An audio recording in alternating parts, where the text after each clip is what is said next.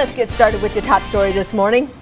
Many of you may still be feeling the impact of yesterday's storms. Mid-American is reporting about 150 people without power in the Quad Cities. All but a handful are on the Illinois side.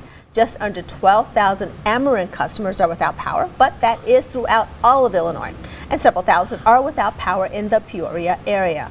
Really strong hail-producing thunderstorms rolled through the area Sunday evening. The largest hail may have fallen in the West Liberty area. Gretchen Little sent us these photos. She had a ruler out and measured two of the hailstones. As you can see, they were both about an inch in diameter.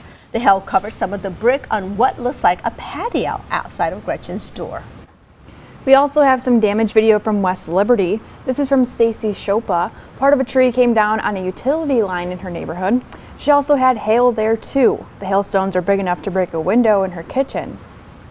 And hail also fell in Muscatine last night. This video is from Discovery Muscatine.